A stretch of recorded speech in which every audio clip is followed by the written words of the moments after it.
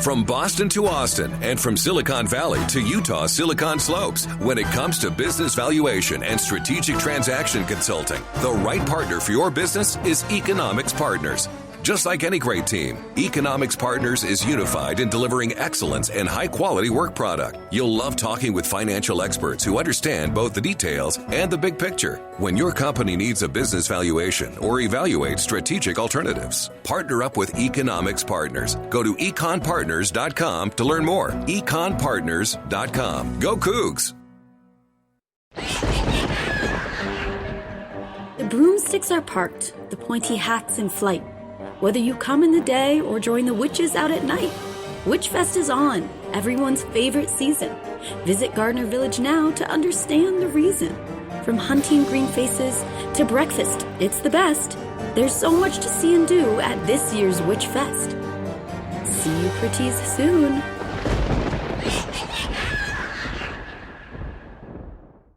Dave and Dejanovic.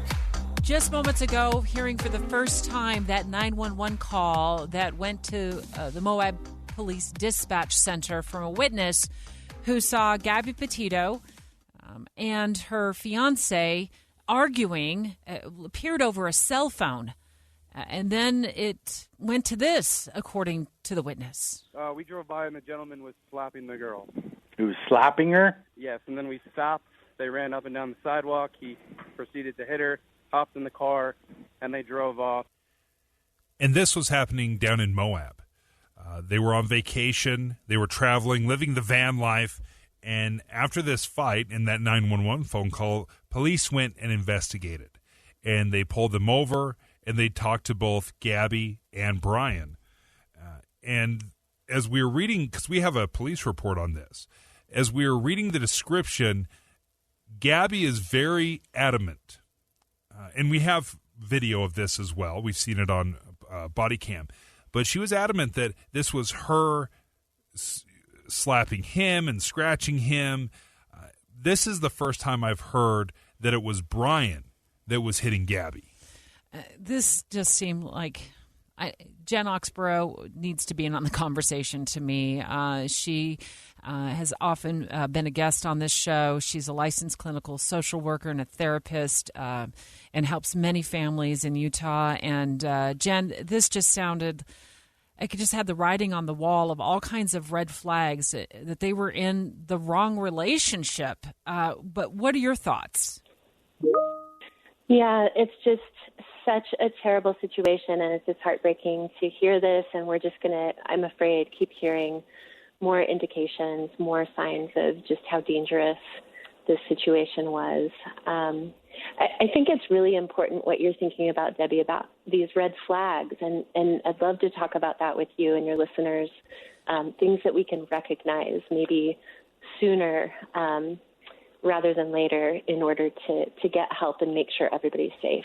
What are some of the red flags? It may be obvious to this witness who sees this on Moab Main Street unfolding, but maybe when you're in the relationship, the red flags aren't as obvious.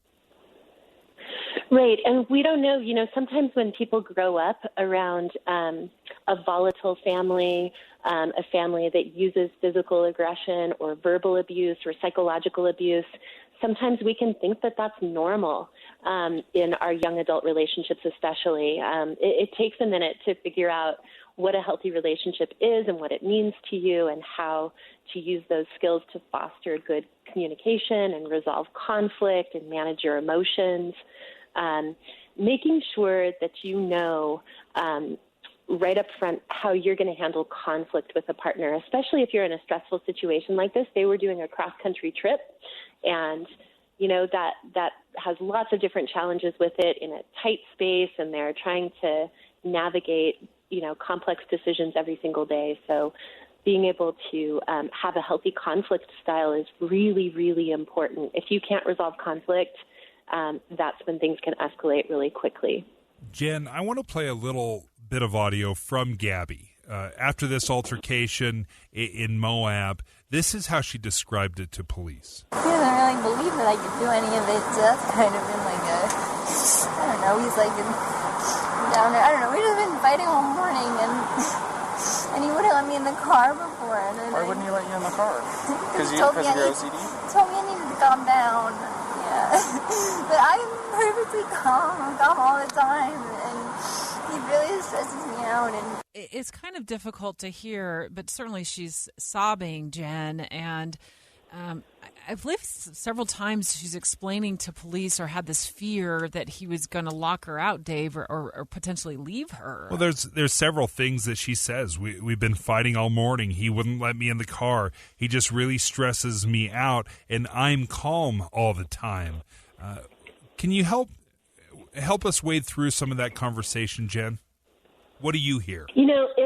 It is so complicated, you guys. It is so complicated. We're talking about violence and aggression that has happened within the context of people who love each other and care about each other too. It's complicated. There are lots of different feelings here. There's power and control going on. There's aggression. There's also this connection that they have and this love that they have for each other. And for young adults, especially, that can feel really, really powerful. So it can be really confusing. We hear this all the time from victims where they say, I was defending that person because I didn't want them to go to jail, or I was normalizing it, or we just wanted the hard stuff to stop. We wanted to stop stressing each other out, but I didn't want them to be arrested. I didn't want them to get in trouble. And sometimes taking on a disproportionate amount of blame for someone else's choice to be violent and aggressive and controlling. That happens a lot in these situations too. And we ultimately don't know all of the details. For example, even the witness who made that 911 call, I mean, it could be that he didn't see the beginning of the argument and where, Brian had said, look, I was just trying to get out of her way as she took a swipe at me. I believe that was in the police report.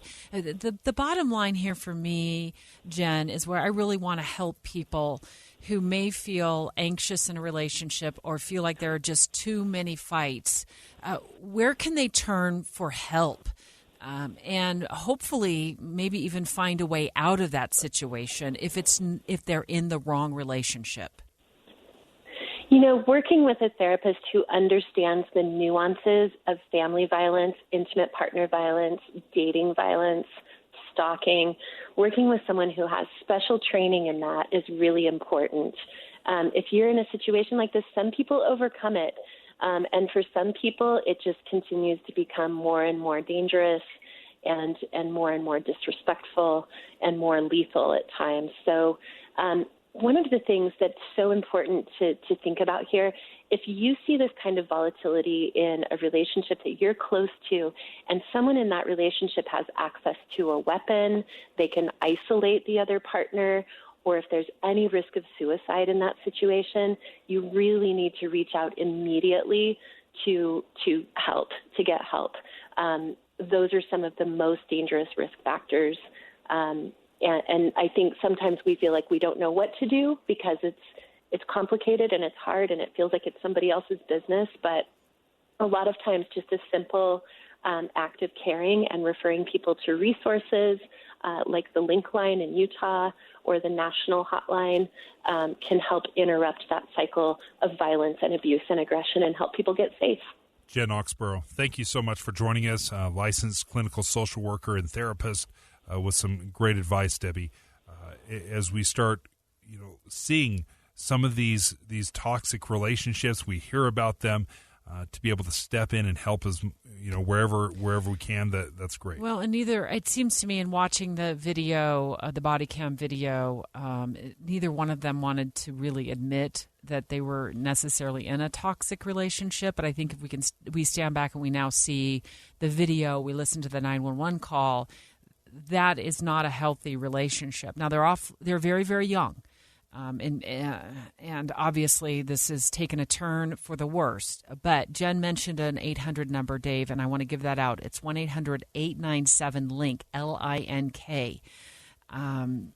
That's a number. It's a 24-hour hotline. It's a number that's always staffed. 1-800-897-LINK. We're going to put that number on our website as well, kslnewsradio.com.